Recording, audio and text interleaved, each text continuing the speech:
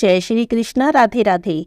आज हम सुनेंगे कार्तिक मास कथा के दूसरे अध्याय की कथा।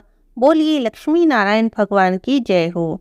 पिछले अध्याय की कथा में हमने सुना था कि जब गुणवती के पिता और पति दोनों ही जंगल में समिधा लेने के लिए जाते हैं तो वहां पर उनकी भेंट एक राक्षस से हो जाती है और राक्षस के हाथों वे दोनों मारे जाते हैं। भगवान कृष्ण कहते हैं, हे देवी, जब गुणवती को राक्षस द्वारा अपने पति और पिता के मारे जाने का समाचार मिला तो वह विलाप करने लगी, रो रो कर करुण पुकार करने लगी। हे नाथ, हे पिता, मुझे त्याग कर तुम कहाँ चले गए हो? मैं अकेली स्त्री अब तुम्हारे बिना क्या करूं? अब मेरे भोजन वस्त्र आदि की व्यवस्था कौन करेगा? घर में प्रेम पूर्वक मेरा पालन पोषण कौन करेगा? मैं तो कुछ भी नहीं कर सकती। अब मेरी रक्षा कौन करेगा? मैं कहाँ जाऊं? मेरे पास तो अब कोई ठिकाना भी नहीं रहा। इस प्रकार विलाप करती हुई गुणवती चक्कर खाकर धरती पर गिर गई और बेहोश हो गई। बहुत देर बाद जब उसे होश आया तो वह पहले की ही भांति करुण विलाप करने लगी और शोक सागर में डूब गई। कुछ देर बाद जब वह संभली तो उसे ध्यान आया कि अपने पिता और पति की मृत्यु के बाद मुझे उनकी क्रिया करनी चाहिए जिससे उनकी सद्गति हो सके। इसीलिए उसने अपने घर का सारा सामान बेच दिया और उससे जो धन प्राप्त हुआ उससे उसने अपने पिता और पति का श्राद्ध आदि कर्म किया। उसके बाद वह उसी नगर में रहते हुए 8 पहर भगवान विष्णु की भक्ति करने लगी। उसने मृत्यु तक नियम पूर्वक सभी एकादशियों का व्रत किया, कार्तिक महीने का स्नान किया, कार्तिक महीने के व्रत उपवास किए। हे देवी, एकादशी और कार्तिक का व्रत मुझे अति प्रिय है। इनसे मुक्ति, भुक्ति, पुत्र और संपत्ति की प्राप्ति होती है। कार्तिक महीने में जब तुला राशि पर सूर्य नारायण आते हैं तब ब्रह्म मुहूर्त में उठकर स्नान करने से, व्रत करने से, उपवास करने से, पूजा करने से सभी मनोकामनाओं की पूर्ति होती है। जो भी मनुष्य कार्तिक के महीने में सुबह सवेरे उठकर स्नान और व्रत आदि करते हैं, उन्होंने यदि अपने जीवन में कितने भी पाप किए हों तो भी स्नान और व्रत के प्रभाव से उन्हें मोक्ष की प्राप्ति होती है। कार्तिक में स्नान, जागरण, दीपदान, तुलसी के पौधे की रक्षा करने वाले मनुष्य साक्षात भगवान विष्णु के समान हैं। कार्तिक के महीने में मंदिर में झाड़ू लगाने वाले, स्वास्तिक बनाने वाले, भगवान विष्णु की पूजा करने वाले मनुष्य जन्म मरण के चक्कर से छूट जाते हैं। यह सुनकर गुणवती भी हर साल श्रद्धा पूर्वक कार्तिक के महीने का व्रत और भगवान विष्णु की पूजा करने लगी। हे देवी, एक बार उसे तेज ज्वर आ गया, वह बहुत कमजोर हो गई। फिर भी वह किसी प्रकार गंगा स्नान के लिए गई। गंगा जी तक तो वो पहुंच गई, परंतु शीत के कारण बुरी तरह से कांप रही थी। इस कारण शिथिल हो गई। तब मेरे दूत उसे मेरे धाम में ले आए। उसके बाद ब्रह्मा आदि देवताओं की प्रार्थना पर जब मैंने कृष्ण का अवतार लिया तो मेरे गण भी मेरे साथ इस पृथ्वी पर आए हैं जो इस समय यादव हैं। तुम्हारे पिता पूर्व जन्म में देव शर्मा थे तो इस समय वे सत्राजित हैं। पूर्व जन्म में चंद्र शर्मा जो तुम्हारा पति था वह डाकू है। और हे देवी, तुम ही वह गुणवती हो। कार्तिक व्रत के प्रभाव से ही तुम मेरी पत्नी हुई हो। अपने पहले जन्म में तुमने मेरे मंदिर के द्वार पर तुलसी का पौधा लगाया था तो इस समय वह तेरे महलों के आंगन में कल्प वृक्ष के रूप में विद्यमान है। उस जन्म में जो तुमने दीप दान किया था उसी के कारण तुम्हारी देह इतनी सुंदर है और तुम्हारे घर में साक्षात लक्ष्मी का वास है। क्योंकि तुमने पूर्व जन्म में अपने सभी व्रत का फल विष्णु को अर्पित किया था, उसी के प्रभाव से इस जन्म में तुम मेरी प्रिय पत्नी हो। पूर्व जन्म में तुमने नियम पूर्वक जो कार्तिक मास का व्रत किया उसी के कारण मेरा और तुम्हारा कभी वियोग नहीं होगा। इसी प्रकार कार्तिक मास में व्रत करने वाले मनुष्य मुझे तुम्हारे समान ही प्रिय हैं। दूसरे जप, तप, यज्ञ, दान आदि करने का फल कार्तिक मास में किए गए व्रत से तो बहुत थोड़ा होता है, अर्थात कार्तिक मास के व्रत का 16वां भाग भी नहीं होता। इस प्रकार देवी सत्यभामा भगवान कृष्ण के मुख से अपने पूर्व जन्म के पुण्य का प्रभाव सुनकर बहुत ही प्रसन्न हुई। यहाँ पर कार्तिक मास महात्म्य के अध्याय 2 की कथा समाप्त होती है। बोलिए लक्ष्मी नारायण भगवान की जय हो। कार्तिक महीने में तारा भोजन व्रत की कहानी। बोलिए लक्ष्मी नारायण भगवान की जय हो। बहुत समय पहले की बात है। एक राजा था। राजा हर साल कार्तिक के महीने में स्नान दान करता और व्रत करता। राजा की बेटी भी कार्तिक के महीने में स्नान करती। एक बार कार्तिक का महीना आने पर राजा की बेटी अपने पिता से कहने लगी कि पिताजी, इस बार हम कार्तिक व्रत में तारा भोजन के व्रत करेंगे। तो राजा को ये बात अच्छी लगी। राजा ने राजकुमारी की बात मान ली। राजकुमारी पूरी श्रद्धा के साथ तारा भोजन का व्रत रखने लगी। जब कार्तिक का महीना पूरा होने को आया तो राजकुमारी ने राजा से कहा, पिताजी, मैंने तारा भोजन के पूरे महीने के व्रत किए हैं, इसीलिए अब मैं व्रत के उद्यापन में 9 लाख चांदी के तारों का दान करना चाहती हूँ।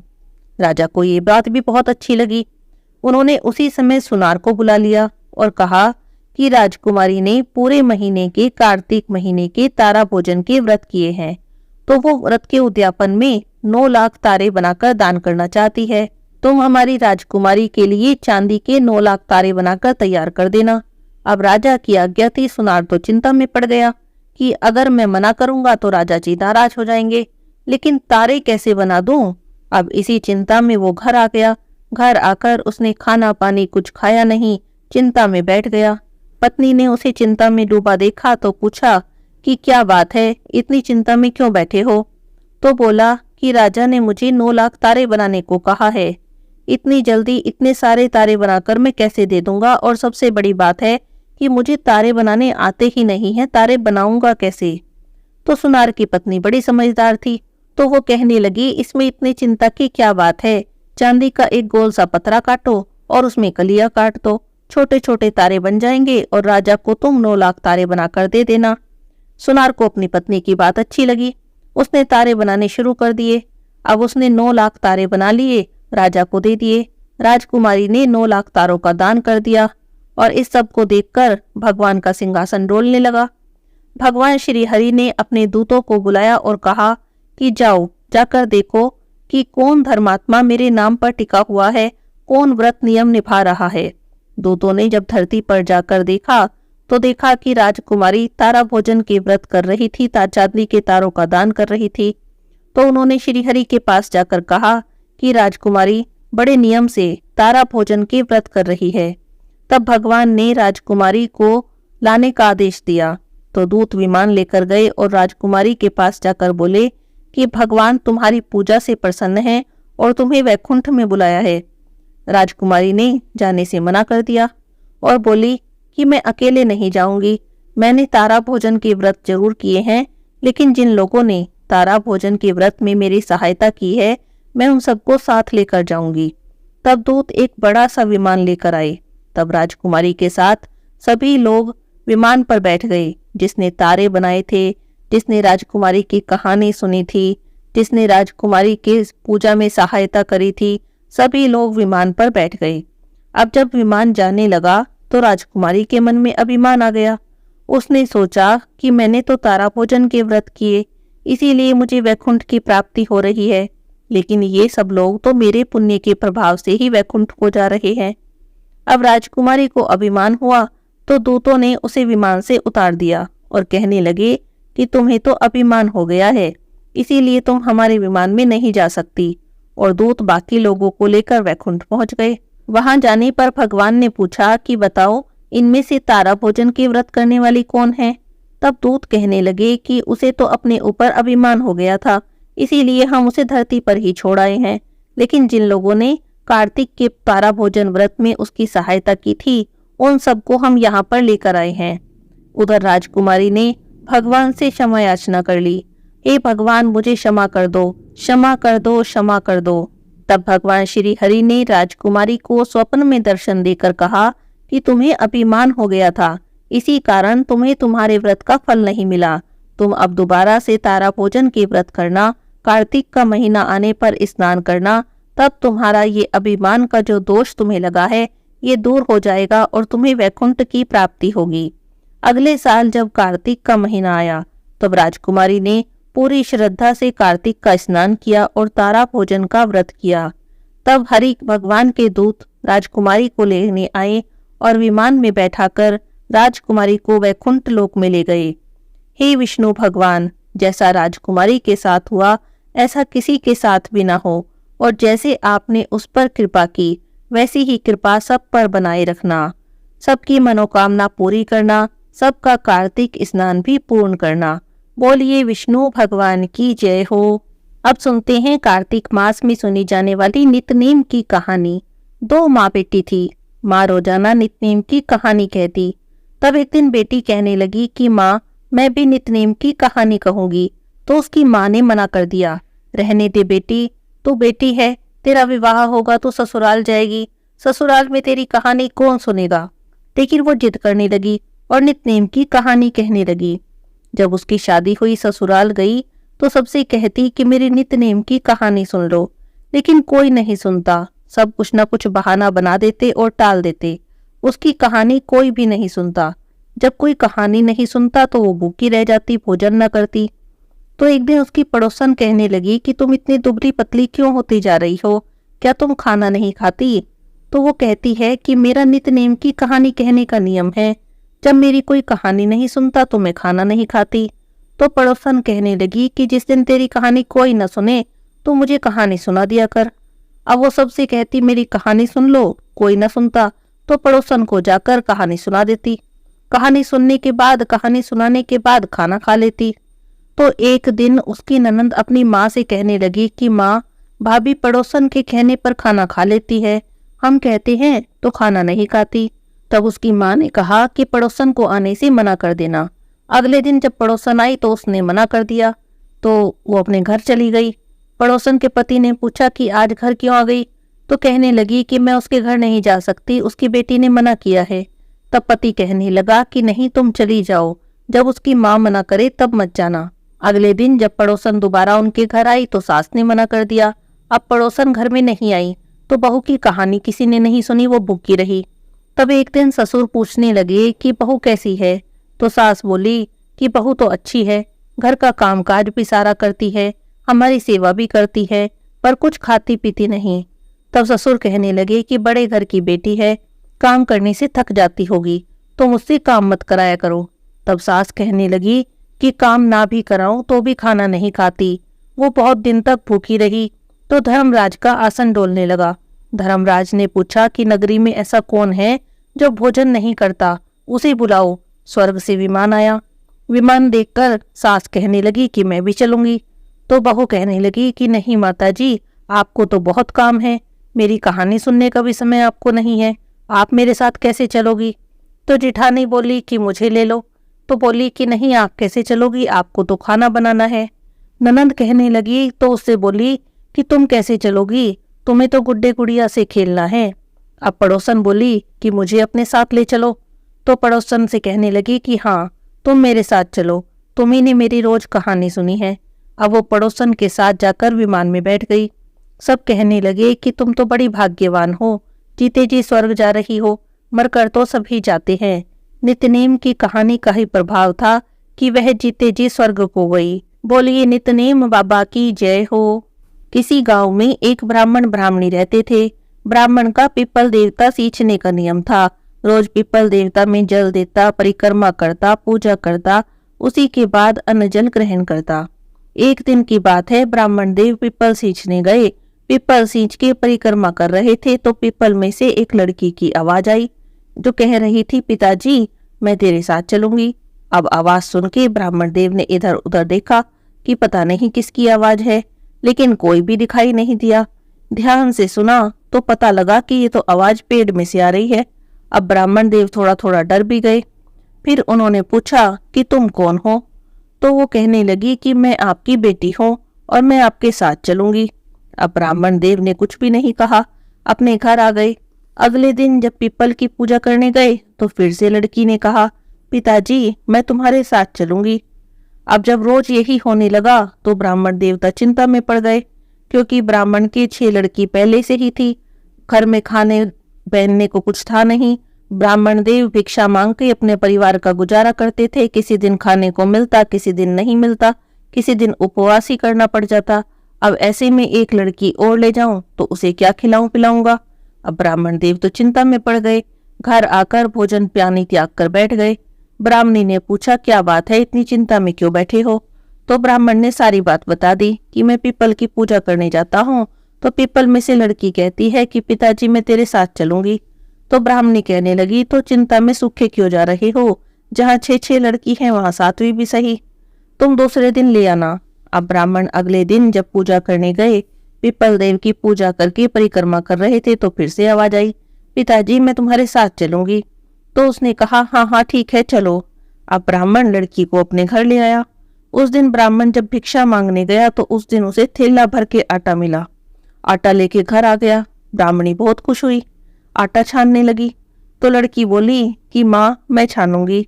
तो वो कहने लगी, ना बेटी तू तो अभी बहुत छोटी है, तू आटा कैसे छानेगी। वो बोली, ना मैं छान लूंगी। तो उसने जिद करके आटा छाना, तो उससे तो परात भर गई। खाना बनाने लगी उसकी माँ, तो बोली कि माँ लाओ मैं बना दूं खाना। तो उसकी माँ बोली कि ना बेटी तू तो अभी बहुत छोटी है, तेरी उंगली जल जाएगी, तेरा हाथ जल जाएगा, खाना मैं ही बना दूंगी। पर वो जिद करने लगी कि नहीं माँ आज तो खाना मैं ही बनाऊंगी। अब उसकी माँ ने को उसकी बात माननी पड़ी जब वो बार बार जिद कर रही थी। उसने जो खाना बनाया तो 36 प्रकार के भोजन बना दिए, सबको पेट भर भर के खाना खिलाया। और दिन तो भूखे रहे थे, उपवास करे थे, उस दिन सब ने पेट भर भर के खाना खाया। थोड़ी देर में ब्राह्मणी का भाई आ गया, कहने लगा, जीजी मुझे तो बहुत जोर से भूख लगी है, मैं तो खाना खाऊंगा। अब ब्राह्मणी चिंता में बैठ गई। सब ने खाना खा लिया, जितना ब्राह्मण भिक्षा मांग के लाए थे सब बांट के खा लेते थे। अब वो सोचने लगी कि भाई भूखा आया है, अब इसे क्या खिलाऊंगी। बेटी ने माँ को चिंता में बैठे देखा तो पूछने लगी, माँ क्या बात है, चिंता में क्यों बैठी हो। तो माँ बोली, बेटी तेरा मामा आया है और कह रहा है मैं भूखा हूँ, खाना खाऊंगा। सबने खा लिया, अब उसे कहाँ से खाना खिलाऊंगी। तो बेटी कहने लगी कि माँ कोई बात नहीं, आप चिंता मत करो, मैं खाना बना दूंगी। अब वो रसोई में गई, उसने पता नहीं क्या किया, उसने तो 36 तरह के भोजन फिर बना दिए। ब्राह्मणी देख के बड़ी हैरान कि ये लड़की है क्या है, 36 तरह के भोजन बना दिए, सबने खा लिया, उसके बाद भी इतना सामान था कि इसने दोबारा से भोजन बना दिया। उसने भाई को खाना खिला दिया। अब भाई ने पूछा, जीजी आज तो बहुत स्वादिष्ट खाना बनाया है। तो कहने लगी कि भाई तेरी भांजी है मुंह बोली, उसने बनाया है। करते करते शाम हो गई। तो बेटी माँ से कहने लगी कि माँ चौका लगाकर चौके में दिया जला देना और मैं कोठे में सोऊंगी। तो उसकी माँ कहने लगी, ना बेटी तू हमारे साथ चल, तू कोठे में सोएगी, डर जाएगी रात को। तो कहने लगी, ना मैं तो कोठे में ही सोऊंगी। अब कोठे में जाकर सो गई। आधी रात को उठी, चारों तरफ जिधर भी देखे उधर धन ही धन के भंडारे लगते चले जाएं। ब्राह्मण के घर में तो अन्न धन के भंडारे लग गए, क्योंकि वो लड़की और कोई नहीं साक्षात लक्ष्मी माता थी, जो ब्राह्मण का दुख दरिद्र मिटाने आई थी। ब्राह्मण के घर में धन लक्ष्मी का वास करके जब लक्ष्मी माता जाने लगी तो बाहर पड़ोसी में एक बूढ़ा ब्राह्मण सो रहा था। उसने पूछा, बेटी इतनी रात को कहाँ जा रही है। तो कहने लगी कि मैं तो लक्ष्मी माता हूँ, इसके 6 बेटी थी, इसका दुख दरिद्र दूर करने आई थी, तुझे करवाना हो तो तू भी करवा ले। अब लक्ष्मी माता ने उस बूढ़े ब्राह्मण के घर में भी चारों तरफ जो देखा, उसके घर में भी धन ही धन हो गया। सवेरे उठे तो सब बेटी को ढूंढने लगे, कहाँ गई कहाँ गई। तो पड़ोसी ब्राह्मण बोला कि वो तो लक्ष्मी माता थी, तेरे साथ साथ मेरा भी दुख दरिद्र दूर कर गई। हे लक्ष्मी माता, जैसे आपने उन पर कृपा की, जैसे उनका दुख दरिद्र दूर किया, उनके घर में अन्न धन के भंडारे भरे, ऐसे ही सबका दुख दरिद्र दूर करना और सब पर अपनी कृपा बनाना। बोलिए लक्ष्मी माता की जय हो। अब सुनते हैं कार्तिक के शुक्रवार की कहानी। किसी गांव में एक बुढ़िया माई अपनी बहू के साथ रहती थी। बुढ़िया माई का बेटा तो शहर में रहता था, महीने 2 महीने में घर आता था। बुढ़िया माई बहुत धर्म कर्म वाली थी, पूजा पाठ बहुत करती थी। शुक्रवार भगवान की पूजा करती थी। शुक्रवार की मूर्ति को सिंहासन पर बैठाती, नहलाती धुलाती, रोज घी का दीपक जलाकर पूजा करती। एक दिन बहू से कहने लगी कि बहू कार्तिक का महीना है, मुझे कार्तिक स्नान करने के लिए तीर्थ में जाना है, तो तुम मेरे शुक्रवार भगवान की पूजा कर लेना। अब सास बहू को पूजा की सारी विधि समझाकर चली गई। बहू ने नहा धोकर काम धंधा करके खा पी लिया। उसे तो पूजा पाठ से कोई मतलब नहीं था, उसने शुक्र भगवान की पूजा नहीं की। अब शुक्र महाराज को गुस्सा आ गया, तरह तरह की विपत्ति घर में आ गई, बच्चे बीमार हो गए, लड़के का काम छूट गया, बीमारी में सारा पैसा खत्म हो गया। अब बहू को आया गुस्सा, उसने घर में झाड़ फूंक कर शुक्र भगवान की मूर्ति उठाई और कूड़े में डालाई। अब तो लड़का भी बीमार हो गया। सास जब कार्तिक नहाकर वापस आई, तीर्थ यात्रा से वापस आई, तो उसे अपने घर का हाल देखकर बहुत दुख हुआ। अब वो सोचने लगी कि ऐसा क्या हुआ, बहू से पूछा कि मेरे शुक्र महाराज कहाँ गए, तो बहू ने कहा मुझे नहीं पता कहाँ हैं। अब बुढ़िया बेचारी बड़ी दुखी हुई, कुछ नहीं खाया पिया, भूखी पड़ गई। रात को सपने में शुक्र महाराज आए और कहने लगे कि तेरी बहू ने मेरी पूजा नहीं की, मेरा बड़ा अपमान किया, मेरी मूर्ति भी कूड़े में फेंकाई है, इसीलिए सारा धन नष्ट हो गया है। सुबह उठकर देखा तो कूड़े में शुक्र महाराज की मूर्ति पड़ी थी। वहां से मूर्ति उठाकर लाई, नहला धुलाकर बड़े प्रेम से पूजा की, विनती की, आरती की, शुक्र महाराज से माफी मांगी। अब शुक्र महाराज प्रसन्न हुए तो घर में धीरे धीरे हालात सुधरने शुरू हो गए। लड़के का भी काम लग गया, बीमारी भी ठीक हो गई। अब बहू को भी अपनी गलती समझ में आ गई थी। अब सास बहू दोनों शुक्र भगवान की पूजा करने लगी। सास बहू दोनों शुक्रवार का व्रत करने लगी। बहू कहने लगी कि हमारी तो बुद्धि खराब हो गई थी जो कूड़े में मैं शुक्रवार की मूर्ति फेंक आई। तो सास बोली, हे शुक्रवार महाराज, जैसे मेरे बेटा बहू से रूठे हो ऐसे किसी से भी मत रूठना। जैसे सास पर आपने अपनी कृपा की ऐसे ही सब पर करना। कहते सुनते हुंकारा भरते सब पर अपनी कृपा बनाए रखना। बोलिए शुक्र भगवान की जय हो। तुलसी महारानी नमो नमो, हरि की पटरानी नमो नमो। तुलसी महारानी नमो नमो, हरि की पटरानी नमो नमो।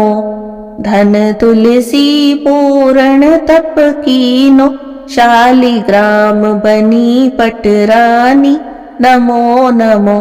तुलसी महारानी नमो नमो, हरि की पटरानी नमो नमो। जाके पत्र मंजरी कोमल, श्रीपति कमल चरण लपटानी नमो नमो। तुलसी महारानी नमो नमो, हरि की पटरानी नमो नमो। कौन से महीने में बोई रानी तुलसा, कौन से महीने में हुई हरियाली नमो नमो। तुलसी महारानी नमो नमो, हरि की पटरानी नमो नमो। कौन से महीने में हुई तेरी पूजा, कौन से महीने में हुई पटरानी नमो नमो। तुलसी महारानी नमो नमो। तुलसी महारानी नमो नमो। आषाढ़ मास में बोई रानी तुलसा, सावन मास में हुई हरियाली नमो नमो। तुलसी महारानी नमो नमो, हरि की पटरानी नमो नमो। कार्तिक मास में हुई तेरी पूजा, मंगसिर मास में हुई पटरानी नमो नमो। तुलसी महारानी नमो नमो, हरि की पटरानी नमो नमो। धूप दीप नैवेद्य आरती, पुष्पन की वर्षा बरसानी नमो नमो। तुलसी महारानी नमो नमो। तुलसी महारानी नमो नमो। 56 भोग 3600 व्यंजन, बिन तुलसी हरि एक न मानी नमो नमो। तुलसी महारानी नमो नमो, हरि की पटरानी नमो नमो। जो कोई तुलसी जी को सवेरे गाए, श्री कृष्ण के दर्शन पाए नमो नमो। तुलसी महारानी नमो नमो, हरि की पटरानी नमो नमो। जो कोई तुलसी जी को दोपहर को गाए, खीर खांड के भोग लगाए नमो नमो। तुलसी महारानी नमो नमो, हरि की पटरानी नमो नमो। जो कोई तुलसी जी को सांझ को गाए, श्री कृष्ण जी की आरती उतारे नमो नमो। तुलसी महारानी नमो नमो, हरि की पटरानी नमो नमो। जो कोई तुलसी जी को रात को गाए, श्री कृष्ण के चरण दबाए। नमो नमो तुलसी महारानी, नमो नमो हरि की पटरानी। नमो नमो सभी सखी मैया तेरो यश गावे, भक्ति दान दीजो महारानी।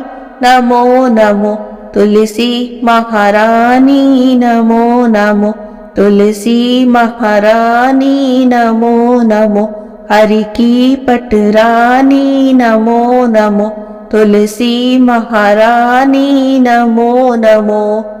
बोली तुलसी माता की जय हो।